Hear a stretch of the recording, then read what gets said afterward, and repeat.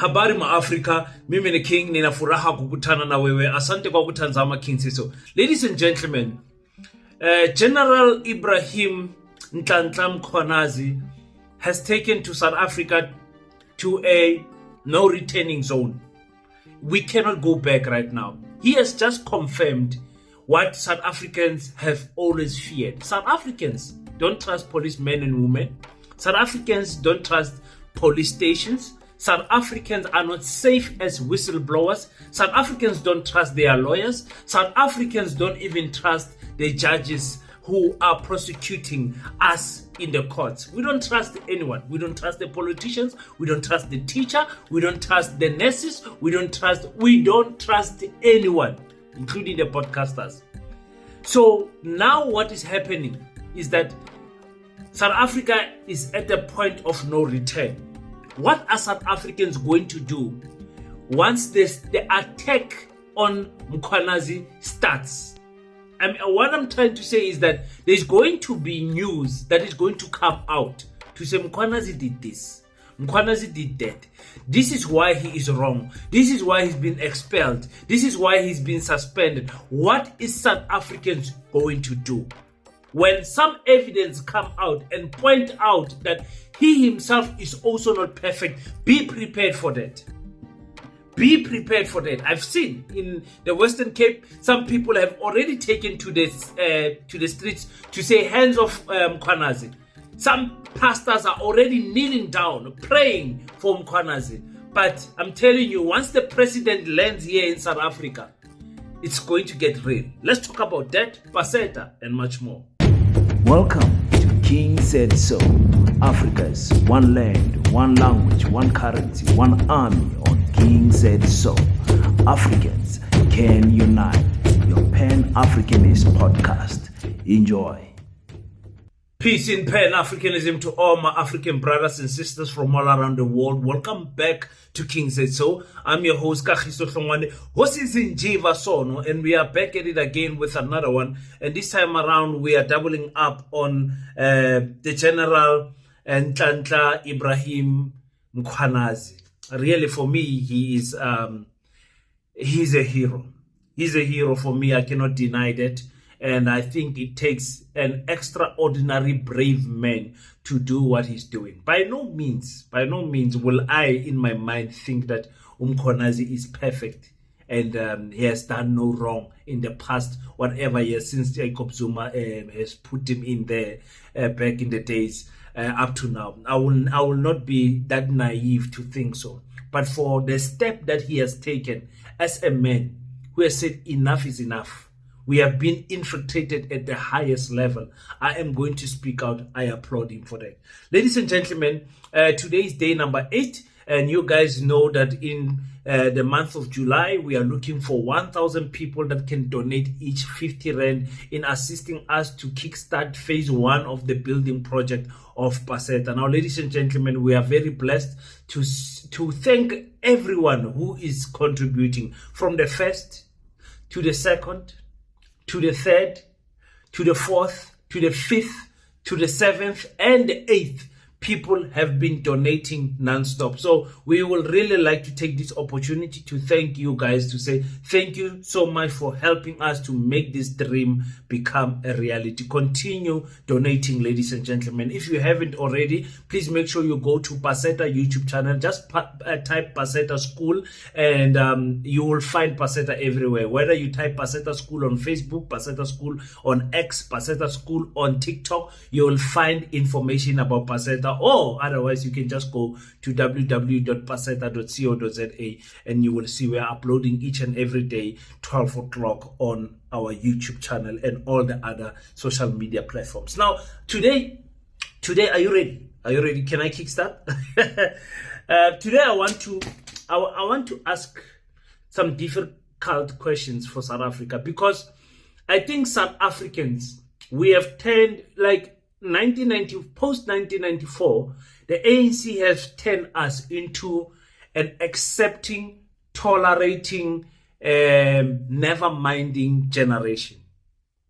It's like this generation does not care about anything. Look at what the generation in Kenya is doing. Do you know why that generation is doing what they're doing? Because they've got nothing more to lose. The only thing they have is their miserable lives. I spoke to my Kenyan brother and he said, listen, we don't care, King. They can shoot us. They can kill us. It's fine. We don't care anymore. They've been doing it for all of these years. We are not going to be oppressed by our own. And the guy I'm talking about is 22 years old. And I was like, that is such a powerful statement. We will not be oppressed by our own. And I was like, Kenya is built different. The reason why we South Africans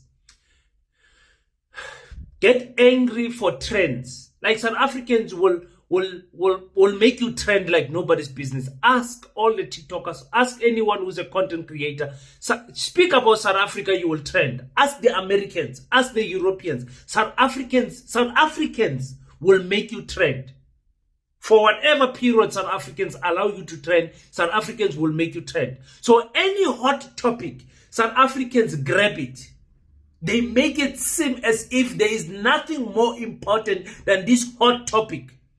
Today we are going to speak about Omotoso. We are not going to change. Now, anything can happen. South Africans will stick to Omotoso. South Africans will speak to Bushiri. South Africa will... We stick to one topic at a time. And the reason why we don't get angry enough to do what the Cape Town people are doing, already flowing on the streets and saying, listen, we know what is coming. Because I'm telling you right now, Mkhwanazi is in trouble. General Nhlanhla Ibrahim Mkhwanazi is in trouble. Big trouble when the president lands here. Just watch and see. Just because your illusion, you need a delusion which the ANC actually cares about you. I am not going to put hopes on a person who puts money under a couch to come and solve the problem of Mkhwanazi. Never. You guys can do that alone. Millions sat inside a couch. The case closed. Pala Pala closed. CR17 campaign closed. Documents sealed by the courts. I cannot trust that person to come back and say, I'm going to solve this problem for you guys. Sorry, I can't. You showed me that you are untrustable by the people you chose to stand next to you in times of need when you went to America. So I cannot trust you because I know I might be speaking to you, but actually there's other people that are controlling you like a puppet behind closed doors. It's no longer even in closed doors now. It's in the public. So South Africans, our issue is that we've got a lot to lose. King said so. YouTube channel. 2 lights shining on him. Little studio nyana. He's got a job. He's got a car. He's got a family. Why must I worry about what Mkhwanazi said? Let me just stick to myself and provide for myself. Have a firearm. Have barbed wires around my fence, protect myself.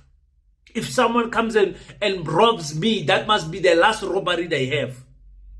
I've got a job, I can buy bread, I don't need government. That is how South Africans think. Yeah, it's bad, but so what? It's bad, but so what? South Africans, many have got a lot to lose. No South African, by saying no South African, I don't mean everyone. Many South Africans don't want to go to prison for Mkhwanazi. Many South Africans would not want to be shot by a rubber bullet on the face for Mkhwanazi. No. They rather go on YouTube and make videos. They rather go on TikTok and make videos. They rather go... You don't understand. When we say the state is captured, we mean the police system is controlled by a few. And this is what Mkhwanazi has said to us. With evidence.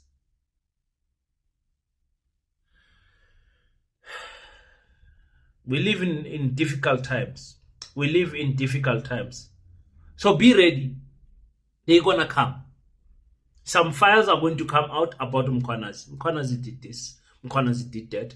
In 2019 he did this. In 2017 he did this. In 2021 he did this. So because of those charges, we are suspending him as we are investigating further. The problem that most of you don't understand with army, police, nurses, teachers, is that you have no way to run. Government is your highest, is the pinnacle of that career. You can't be a police in the private sector. There's no police in the private sector. Police work for the state. The army work for the state. If you get kicked out as a general in the army, if you get kicked out as a provincial general in KwaZulu-Natal, where are you going to go? How are you going to feed your family? What is it that you're going to do? What is it can you do? If you are in a government with the right spirit, the right mind, and you want to do the right thing, but in the wrong faction, you are not part of the sellouts. What are you going to do? I'm just asking abantu abamnyama, that's cool me. Western Cape has come out. They have demonstrated, but the EFF has come out with a letter saying, listen, protect Mkhwanazi, hands off Mkhwanazi. The MK has done the same. Many other political parties have done the same also, to say, let's hear what he said, let's take the evidence, and let's arrest the people. You guys, you think that you actually think that Umtuno will be taken out. You actually think that. You've got no hope. You've got no hope. You have got little understanding. You've got no hope. Don't know which province Mtuno comes from. When it's bad, ladies and gentlemen. It's bad. For me, I look at it like this. I know by next week, other things are going to come and trend, and we're going to forget about Mkhwanazi, even if he's suspended. Even if he gets suspended, South Africans will make noise for 1-2 weeks most. 2 weeks most. Because politicians will march because they want political points. And people are asking the question, okay, Mkhwanazi has been getting these SMSs, has been getting these calls, has been getting these threats on his life, has had this type of information. The political killing task team has been dismantled. He has seen everything over the years. Why come out now? Why come out now? Why didn't you come out then? Why didn't you speak then? Why are you speaking now? You have all of these WhatsApp conversations you've got. Why did you wait? You had this information last year. You had this information last year. According to what you say, why did you wait? Were you waiting for the right moment? Or did the disbandal of the political killing task team disturb you on a personal level? And that is why you are speaking. You know, these are the questions that will be asked to Mkhwanazi. Ibrahim Mkhwanazi. So he has to answer those questions. And again, I work for the state. I work for the Department of Agriculture, Environmental and Rural Development. And rural development or land reform. What if I see something that is not going well in my department? Can I go make a press briefing? Because I trust nobody in the department. Can I now drop a big thing now, invite SABC and invite everyone and come there and say, guys, in my department, there's corruption. Can I do that? when I've got seniors above me, and maybe it's the seniors that I want to report. In the police, there's something they call protocol, a rotten protocol, but you can't do that in the police. What the man has done there, I told you on the last video, has put his life on the risk. He's put his family's life on the risk. He has put the police that was standing next to him careers at risk, and I don't know what is going to happen going forward. Luckily, they did not say anything, so they just stood there. So I don't see bad things happening to them. But this is the type of life that Mkhwanazi has chosen. What is he doing now? How is he walking around at work?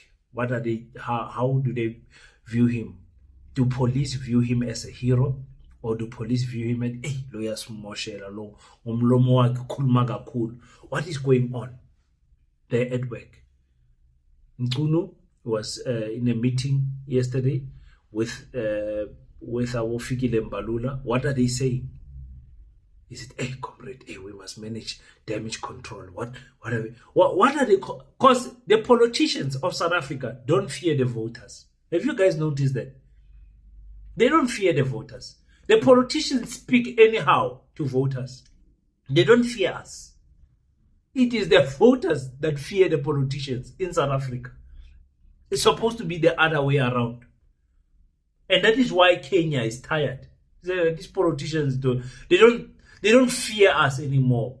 And a healthy fear, like a neutral respect to say, okay, you voted for me, I'm doing the work. Let us respect each other. I'm not gonna play with the opportunity here, but also, that type of understanding. In South Africa, there's no such thing. Politicians don't fear voters. They don't. So, in closing, let me say this. Mkhwanazi is going to be attacked left and right. They are preparing, in Indugu, they are preparing it. Well prepare. It's going to come out. Allegations are going to be, they're going to use someone else. They're not going to come out themselves. They're going to use someone else. Say, come, King said so. Do your thing. And then that person makes also another press briefing, because everything is about press briefing in South Africa. Want to say something? Press briefing. You want to get out of what you call a political party? Press briefing. You want to join a soccer team? Anything is press briefing. And then they drop the files of Mkhwanazi. And then South Africa, did Mkhwanazi do that? Maybe he's not so clean himself. And all of that. So be prepared for that. That will happen in South Africa. And then you tell me, how are we going to go forward? If this mess is not fixed, how are we going to go forward? But let me tell you again in closing, South Africans will continue as if nothing happened. South Africans were angry that somebody was put in a box. South Africans don't care about that case. Those people of the who put a brother in a casket, they are gone. South Africans were angry about people being fed to pigs. Those people of the who fed African people to pigs, where are they? They're gone. South Africans were angry about the Chidima and the mother. Well, what is the topic about that now? We have moved on.